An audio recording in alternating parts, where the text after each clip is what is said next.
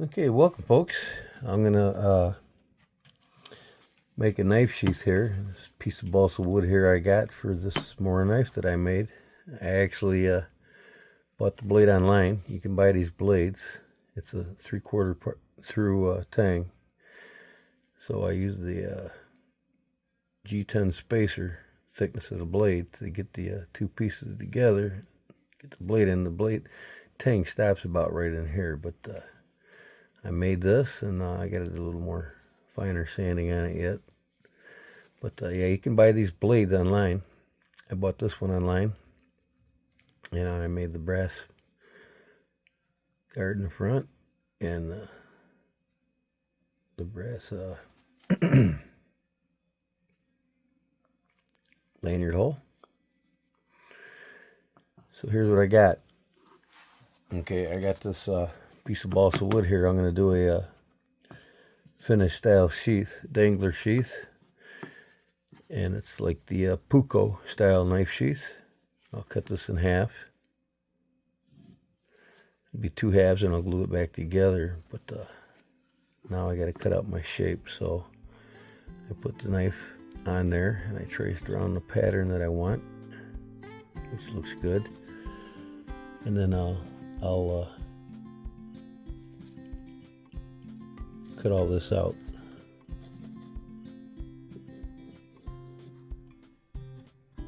So basically, this piece of balsa is going to be pretty much the shape of the blade. And then two halves here. I'll show you in the next few steps and how I do this.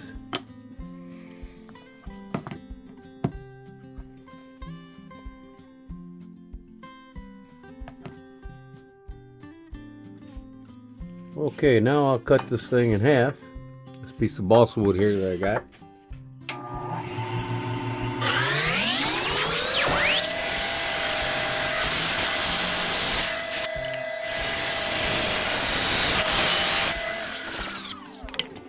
Okay, now I'll take these over to the sanding block and sand them down nice and flat.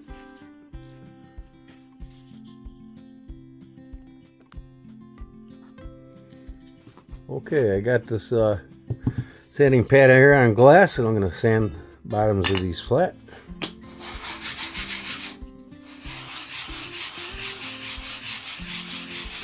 Doesn't take much, it's balsa wood. A little rough there and there yet.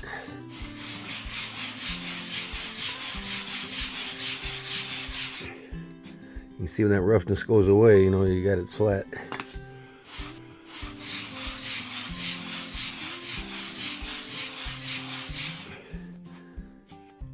A little bit in the corner.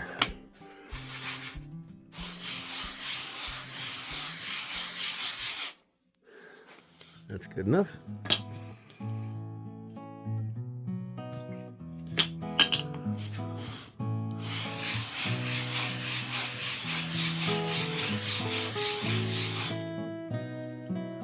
Up there and there.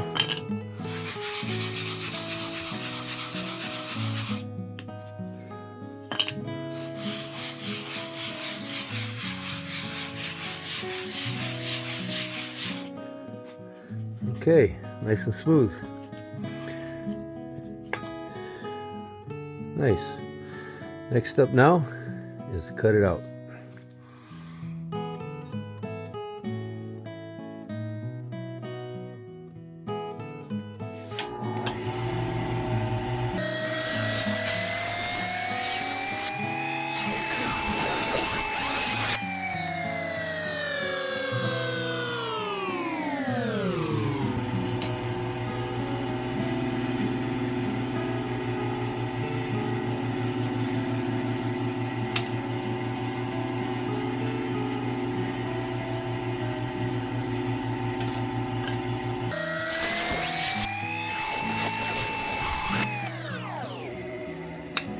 Okay, they're both identical now. Now I'll shape these a little bit on the back on the sander.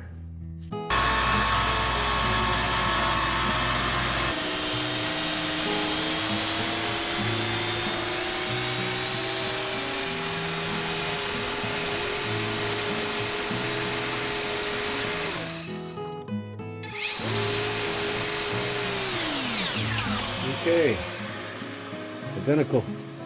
I glue it back together. I'll give it a final sanding. Okay, now to put the blade on here and trace around it, I'll do the same thing on this side.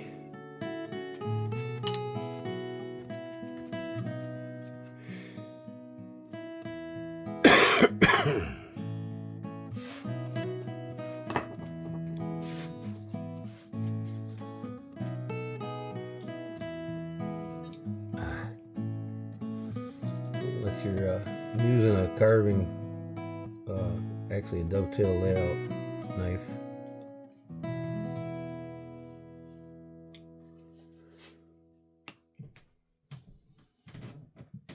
You can use a pencil first if you want. I should around this blade, but you know, I can shift it. Okay. See how they match up with layout lines. Looks perfect. Now I'll cut them.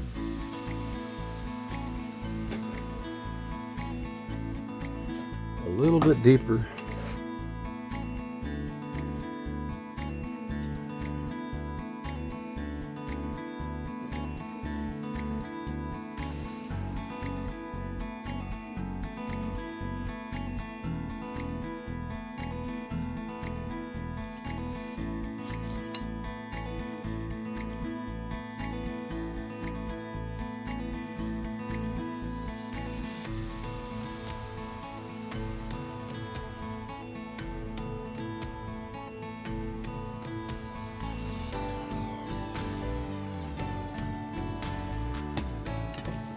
Now,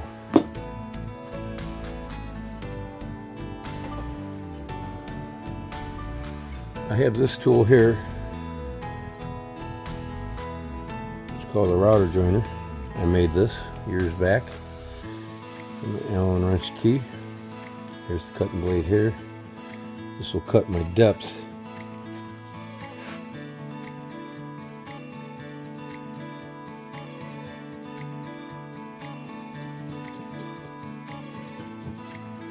You can use a Dremel tool for this. Router out with a Dremel tool if you like. Or you can just use old-fashioned hand tools.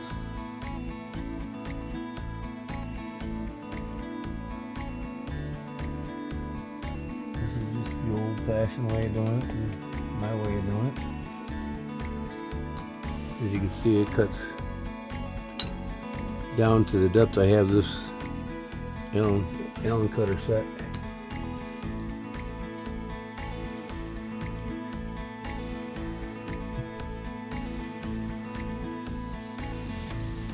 I'll just keep away at this until I get it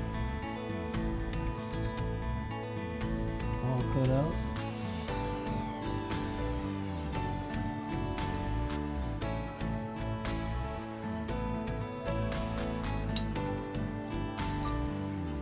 Put the perfect depth on both paths so it's identical.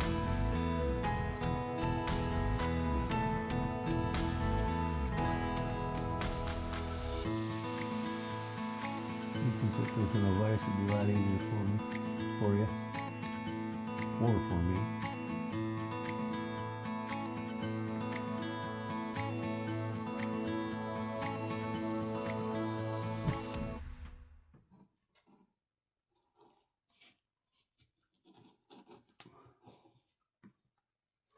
Let me show you down view of this router, how it works.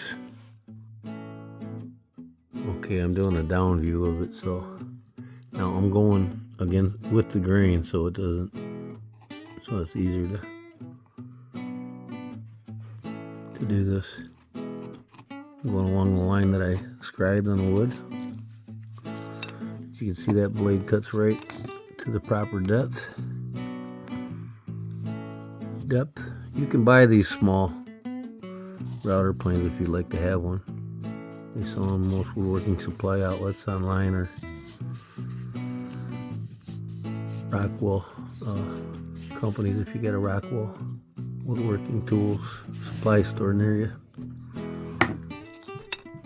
Or like I said, you can just set the depth on a router jig for your Dremel tool and do this. Or just the old fashioned, little at a time by hand chisel. I'm just trying to show you, it ain't the best. You can see how that blade just cuts along in there until I get to the line. Here I scribe and it pops it right up. Okay, I'm gonna get the rest of these done and I'll be back. Okay, I got the two routed out with my router plane. Like I said, Rockwell site, you can order these small ones like this, but I actually made this one.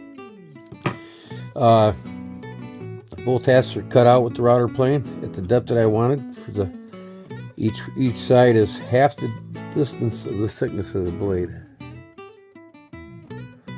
Okay, same here.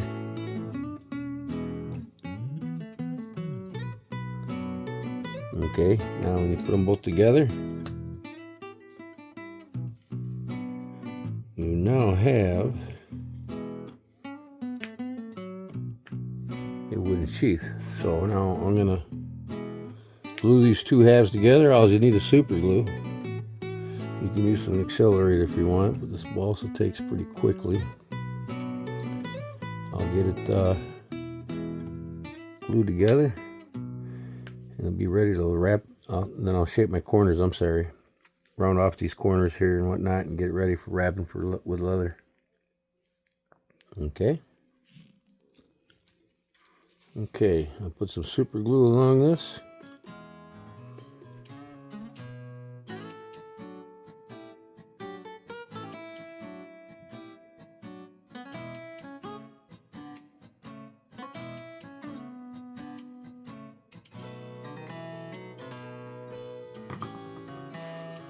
Now, glue the two pieces together,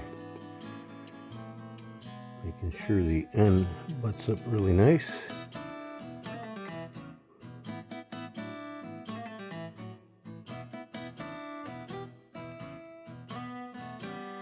Squeeze them together.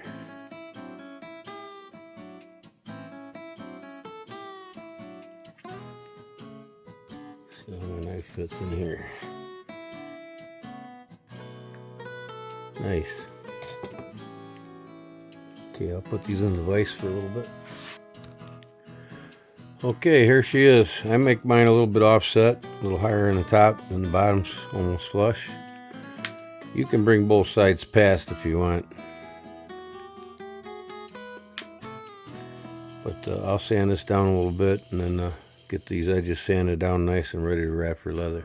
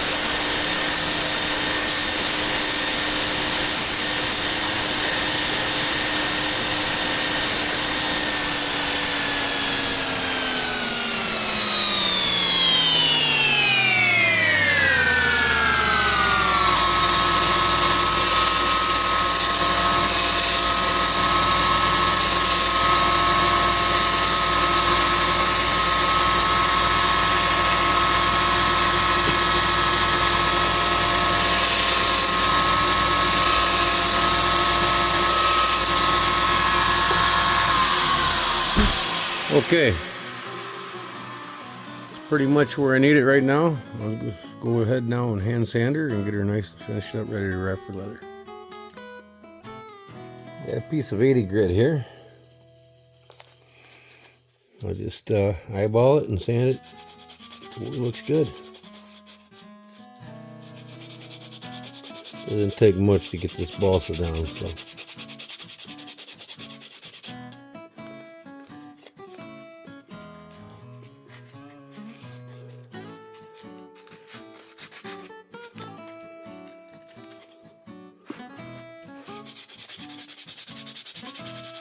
And it doesn't have to be perfect, it just got to be somewhat symmetrically shaped.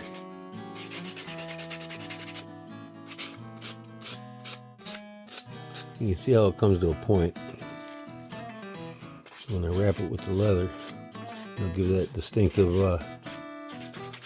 Puukko, finished Puukko sheath look.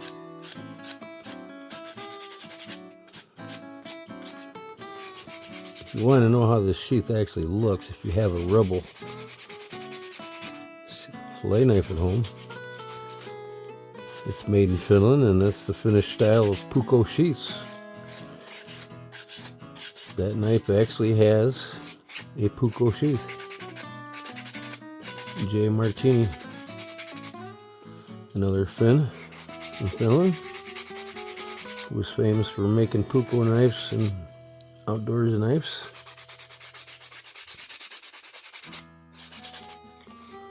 It's taking a nice shape there. Doesn't take much. And this is all, you don't have to go crazy on the sandpaper, because I just hit it with 80 and then wrap it with leather, because you'll never see the grain. You'll never see this inside the sheath. You just get it nice and round it over, so when it leather wraps it, there's no transition marks.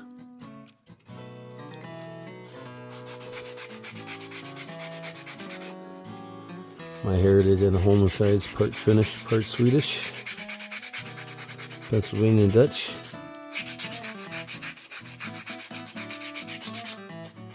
I think Dad said we had somebody in the Amish in our family.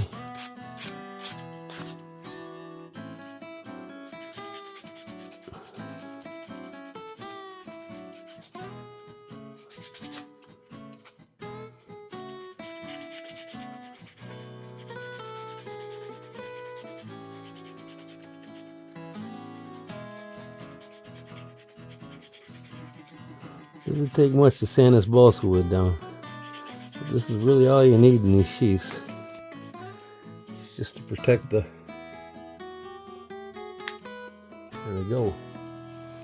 Well, that's ready to wrap the leather, boys and girls.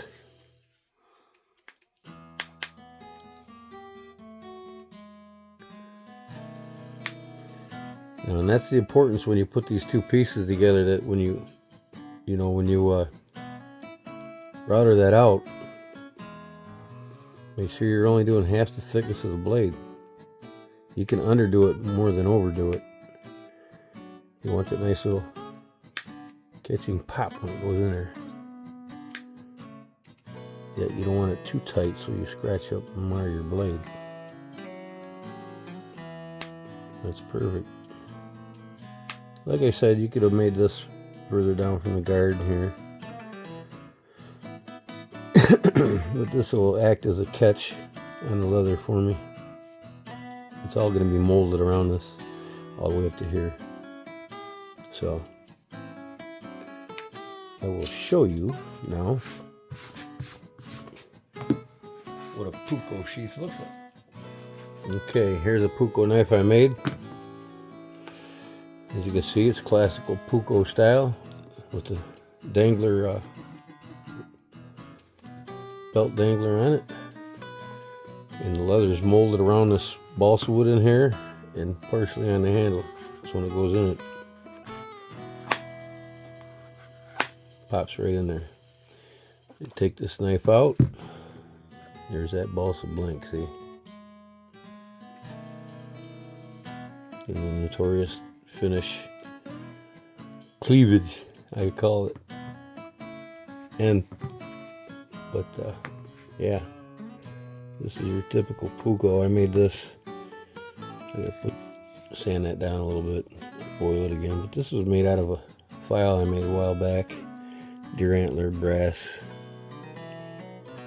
stacked birch bark.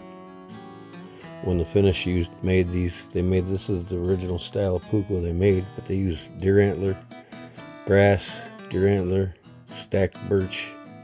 Sometimes all birch, the whole thing birch, or from here across birch, stacked birch, and more reindeer antler and then brass. But I made this one from a file. I clean it up and oil it a little bit. It's been sitting a while. But typical Puukko sheath. And here you go here. Everybody knows what the J. Martini fillet knife by Rapala. Typically your Puukko style handle. That's what I went with when I made this one. This is the J. Martini Rapala fin knife. These things got a plastic insert in them. See, but this one here is a authentic 1965, the year I was born. Again, dangler sheath, typical Puukko. If you want to know more about the Puukko knives, just look them up online. Okay, or you can buy the books online from Amazon. Let me see what I got.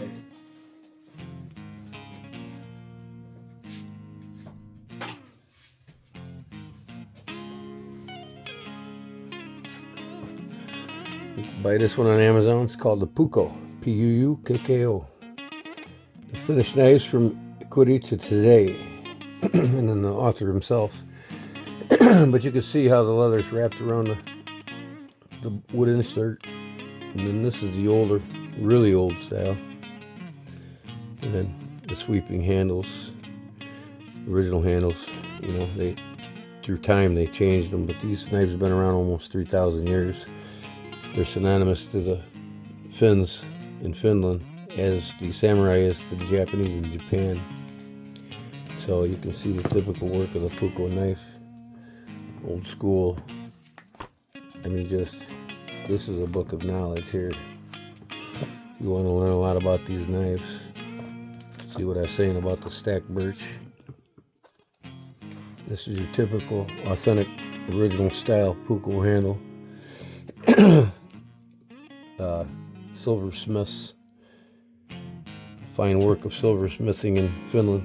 I mean, it's just phenomenal. I'm going to start collecting these, paying premium dollars for them. You can see they're even wrapped in birch bark pulled off the tree, the sheath, just on and on. But that's it. That's what I'm making. That's the first step, is getting that together, and now we'll work on wetting the leather and wrapping it and go from there.